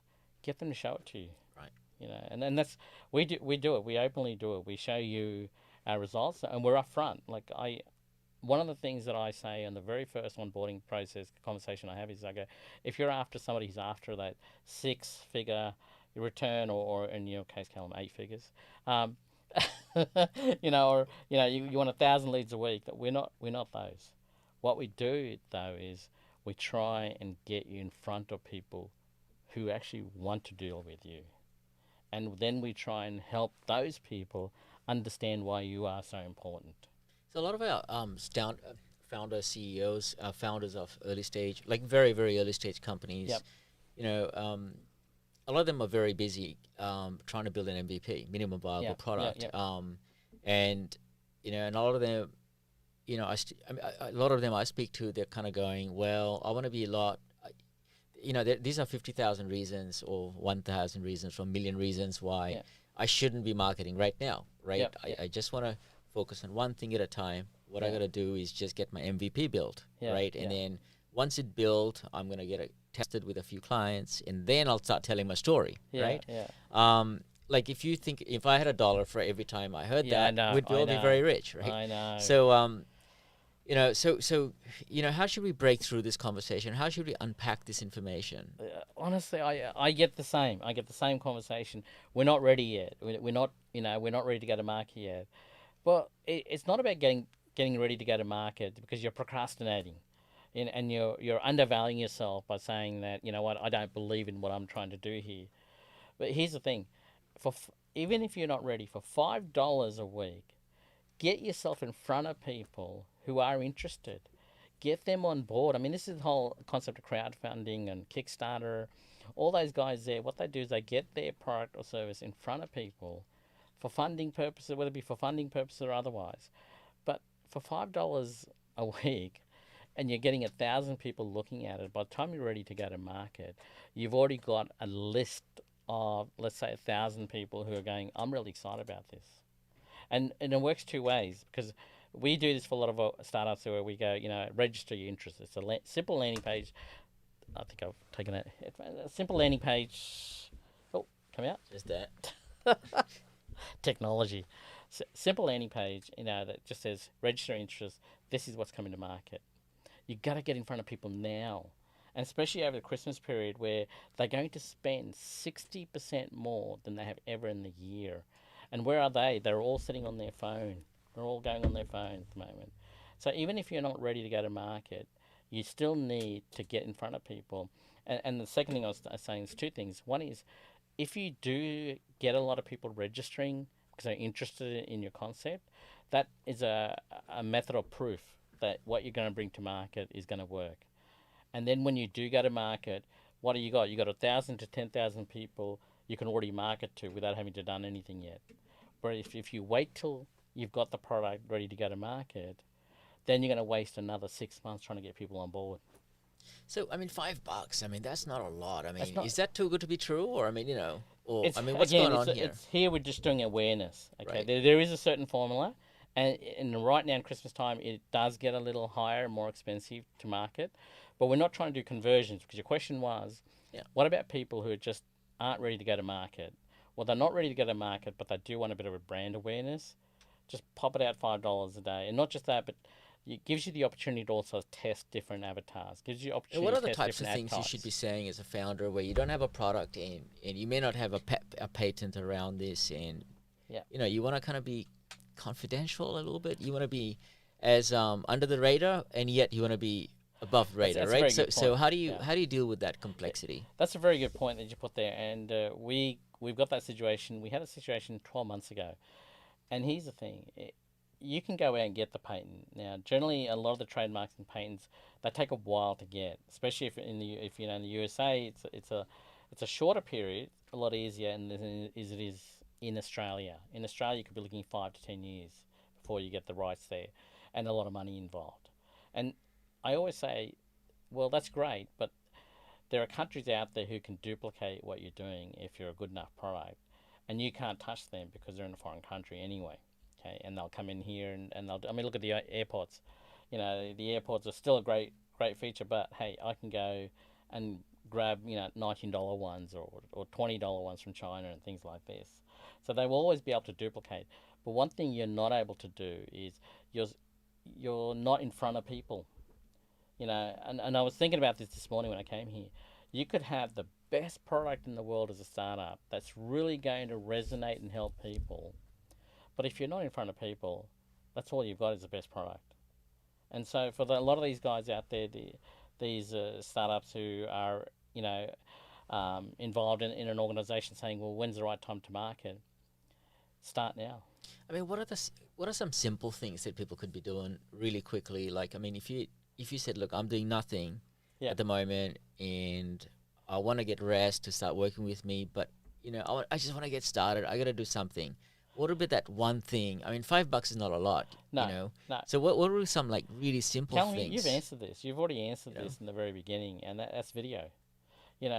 What's stopping you from having a video of the backstage? Like right now, you started this podcasting, and it'd be great to have a video of just the preparation involved, the backstage, the camera setup, The backstory. the backstory. Yeah. Because again, and we're coming full circle here. I think it's all about your story.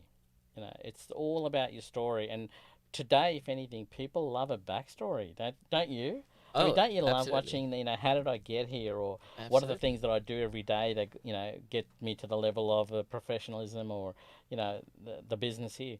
So if you are just starting out and you don't really you're not ready to go to market, then give them the backstory. Given the things that are going on, the excitement, your team members who are excited about what you're doing, in the AI world and in the podcasting world, and the concept that you're bringing to market, take it to market. Show them. Speaking of taking to market, I mean, I know we're live, right? Yeah. And this is really okay, interesting. so And this is live. So I'm just really curious as to what other people are saying, and I don't know if you guys are watching in, listening in. How many are there? Maybe are they complaining about me? Are there any questions out there? Nick, our executive producer. It's all been very positive so far. I was thinking maybe just a little. I'm sorry. It's all been super positive so far.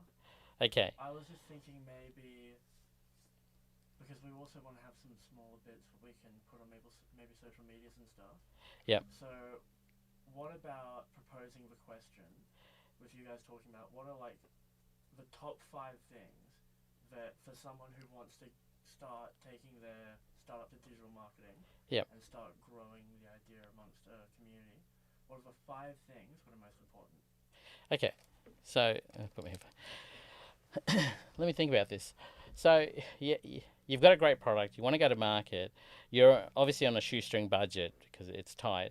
And I know Alison's around here somewhere. I don't want to take away from her workshop tomorrow, but really go out. You've already got a smartphone, for crying out loud, and all you need to do is buy yourself, like I said, you can buy a gimbal, or you can just hold this on a one of those sticks, so you can get it for $8, and just talk. Go and tell people your story. And does it have to be like one of these phones, or like Could be anything. It could be. I mean, this is a Zoomy phone. It's $200, guys. It's not an iPhone for $1,000. $200 straight off the bat, and it does everything for me. And I've got a little microphone that plugs in, and it fits in perfectly into the EPC. You can do the Bluetooth if you've got the AirPods or any Bluetooth headphones. So what are we up now? So we've got a phone already. We already had our Bluetooth, right, with the microphone, and we've done a quick video. YouTube is free. Create a YouTube channel, upload it onto YouTube, and then you've got all your social media channels. Start thinking, which channels appeal to me. So you'll have a Facebook, you'll have an Instagram, you'll have Twitter. Twitter is actually really picking up nowadays if you're really smart to take advantage of Twitter. You can even go into IGTV. If you're really that passionate about Instagram, jump onto IGTV. Again, I've cost you nothing so far other than your time, okay? Once you've done this, then start pumping out the links of YouTube out to people. And also, not just that, but there are 2 types of people. There are people who are visual, and there are people who like to read rather than watch. So make sure on YouTube you turn on your subtitling, okay? And once you've got that, then people don't have to listen to the sound, they can read the subtitles. Again, it's free. Is the These are subtitle all free. by itself, or who's no, got time underneath. to do The subtitles? subtitles are underneath the actual video itself. Right. Now, I'm But gonna do you have share to some- produce subtitles, or is that automatic? automatic. It's Right. automatic. That's what I'm saying. It's all free. It's automatic. YouTube is helping you out there. Now, if you want to go that one extra yard, you can then go out and purchase. I mean, you've got iMovies on the Macs. That's free. Or you can go purchase. We use Camtasia, and split your video with the sound, and then make a podcast. So you've hit. It's all called repurposing. You've hit a number of different channels at the one time from the one video, and I took away. Let's say you did the video in 30 minutes. Don't edit it. There's no need to edit it. 30-minute video. Stick it on YouTube, do the repurposing across the board, and not just that, but it'll take an extra hour of your time to do all this. So I've taken 2 hours of your time once a week. Now, if you're smart about it, you schedule it. You can use, again, there's a lot of free products out there, Buffer, Hootsuite. I mean, my good friend Gunnar, who works at Hootsuite, will want me to promote Hootsuite. I get no affiliation on this. But again, these are free products out there for you. And so, really, I've given you the starting mechanism.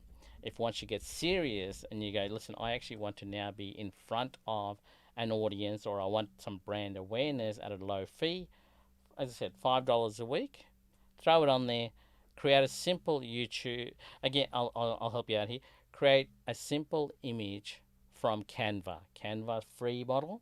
You can create an image, upload it, make your thumbnail for your YouTube, and also upload it as your Facebook ad. Done. That's it. You've got your marketing out there. I've cost you nothing so far to get this thing done. So what should be the type of content? I mean, because everybody's wondering, gosh, Okay. you know, I don't have a product. I'm still an MVP. I am probably still, you know, I don't want to spend a couple of $1,000 building a you've got your website. pitch. You've Right. got your pitch you've gone to the investors with.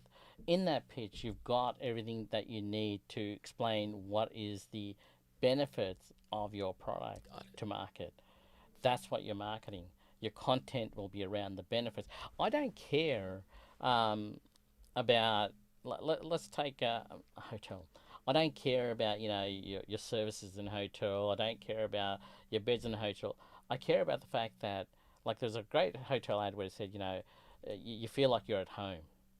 That's the benefit I want to feel. I want to feel like as if I'm not in a hotel. I remember that ad, Home Away from Home. Yeah, home away from home, right? I can't remember who it was from, but I remember that ad. But isn't that what you're asking? If you've Was got that a product out Shangri-La, there, one of them? I can't remember. if you've got a product out there, you can market the benefit, can you not? I mean, that's the whole pitch is based on. That's what you're asking investors to invest in. It's not, you know, your product, the efficiency, or the service you're providing. It's what benefit people will gain out of it for them to want to invest in you. I mean, one of the things, if you go to, we have a website called findclientsandkeepthem.com, and I've created 5 videos to share with people on how to create an effective digital marketing campaign. And I'm not trying to promote the website, but what I do want to promote is the fact that the first 2 videos I deal with is actually on your MVP. You know, a lot of the startups will turn around and say, well, where do I start with marketing? Before you get to, you know, or should I start, I know who I should be targeting, should I market towards those? Before you get to that level, first, think about your product or service. Think about, is it something people are willing to pay? Like, and if they are willing to pay, how much are they willing to pay? Because once you know that, yes, people are willing to pay, then you can go to market and say, well, now I know why they're willing to pay for this. That's what you want to promote. You don't have to have a product or service ready to go to market. You just have to know the why. So let's just say you've got yourself sorted on Facebook, Yep. you know, running an ad. Yep. What are some simple CTAs, call to actions that they could be thinking about?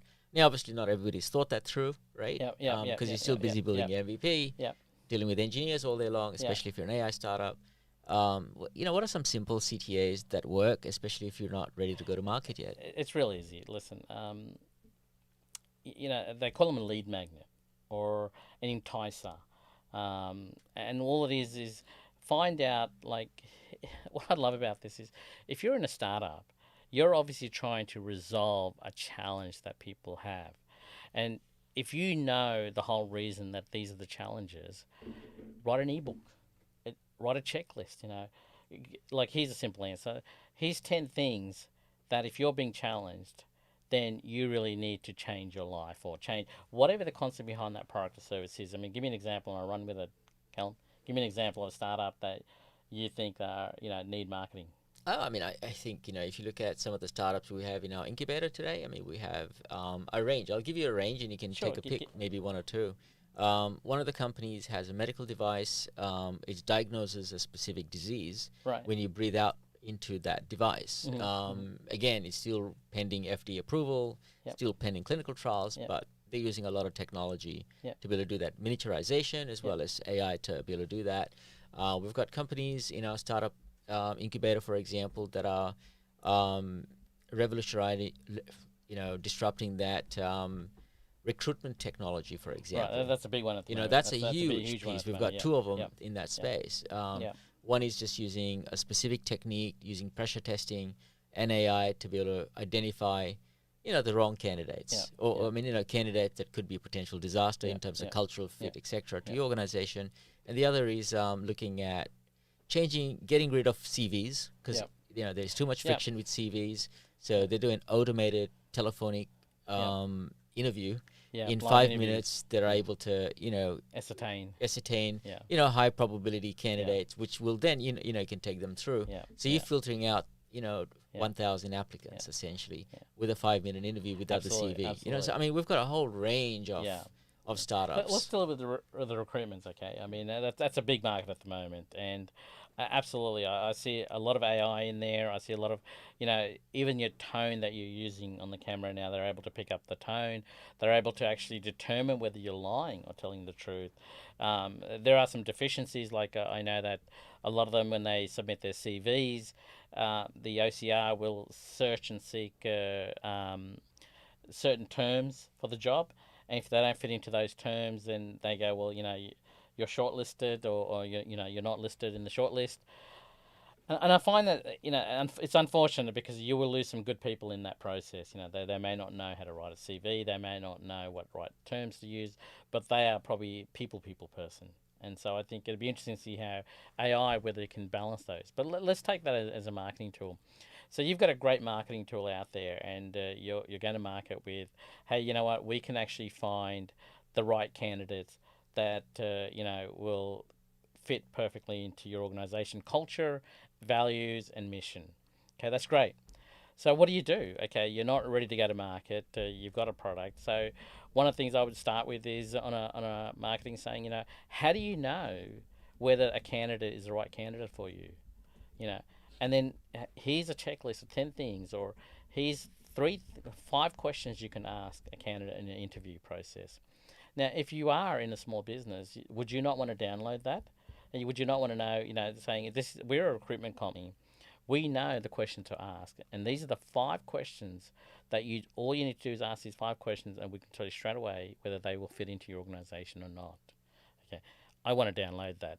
What you're doing there is you're getting that interest in front of people before you've gone to market. So people will give you their name and email address and saying, yes, let me download that.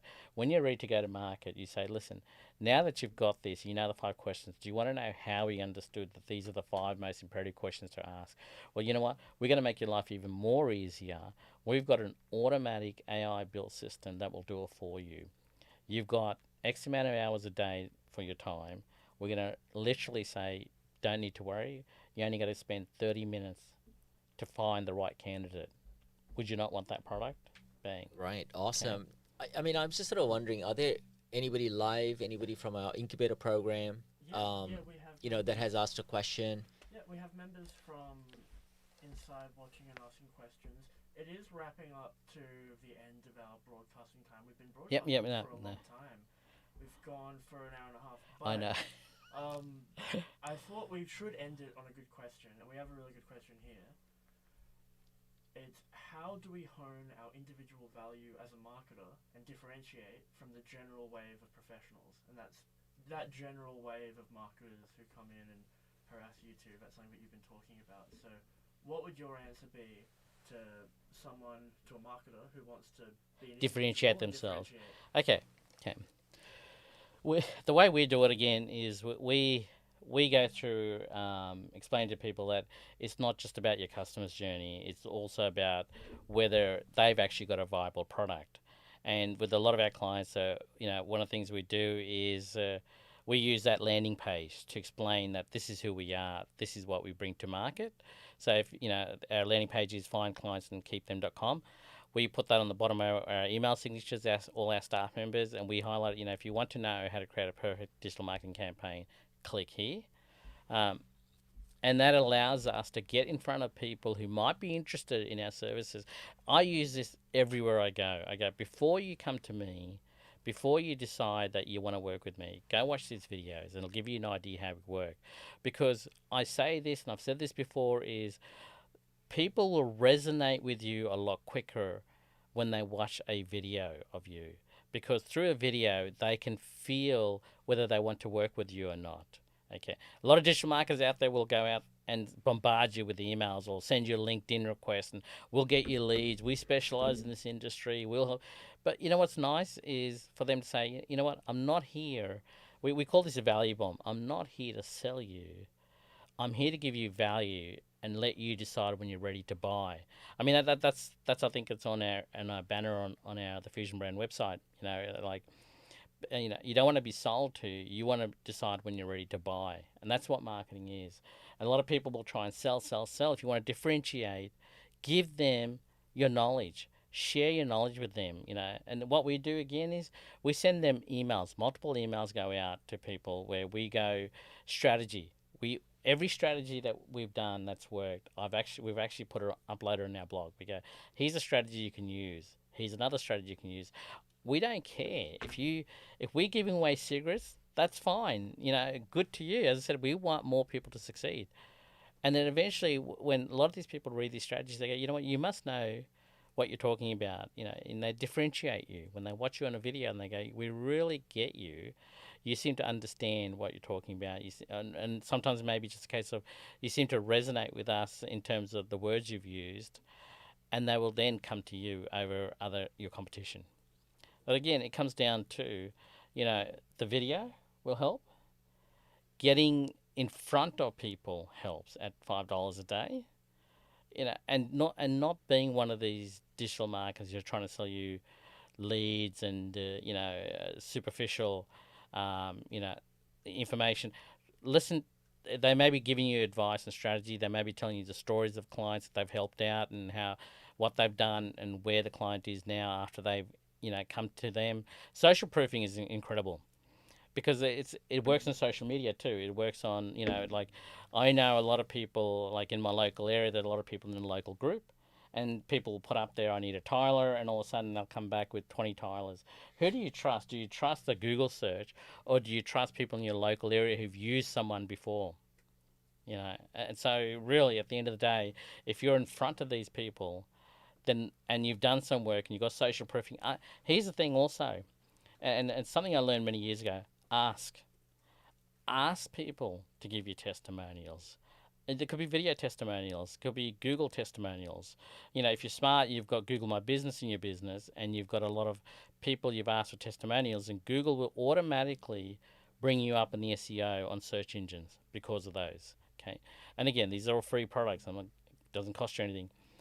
Ask your customers give you written testimonials. Don't ask them when you send an invoice to them, because they're already thinking about, you've just charged me X amount of dollars and now you want me to give you a testimonial. Ask them when they're really happy. And the best part is you've got your smartphone. So if they're there and then say, listen, do you mind if I record this and you give me a testimonial? And I promise you they'll be more than happy to give it to you. Put that on your website.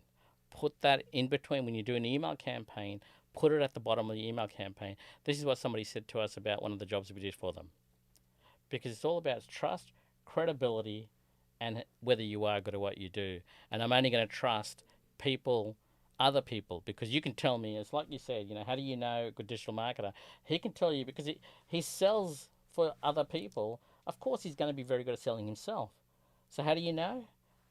He's got testimony from other people. He's got social proofing. He's got people who brag about him. Our business, we've never gone to market for our business. It's all referral. All our clients are referring. Yeah, we've never gone to marketing. All our clients are referrals. We've done a good job. They've referred to us other clients. And so, you know, at the end of the day, if you're doing a good enough job, you will have clients without marketing. Awesome. Well, Razz, I mean, I think thank you so much for coming on show with us. I mean, you know, this has been absolutely fantastic. I know we ran a little over time today. You know, but I mean, hey, I just had so much fun, Razz, just listening I to had a you great and, time. and, I and had a just great chatting about things. And I have no idea where the time just went. So obviously, I'd Callum, love I to appreciate your patience. yeah, thank you so much, and Thank you and for being letting with me us. talk. You know, I know I talk too much sometimes. No, that's awesome. Like, I mean, it's like, wow, this is a masterclass, right? It's like, I know we kind of went all over the place a little bit, but I loved it. We So did. But I hope, as I've said before, you know, if one person has taken something away from this, I've done my job. If I can help one person per day, I've done my job. It's that simple. likewise. Well, thank you very much. Look forward to the next one. Thank Bye you, for the now. team as well. Guys, thank you so much for your patience and all with me. And Callum, it's always a pleasure talking to you. Absolutely. Always. Raz, thank you. Come again on this show. I will.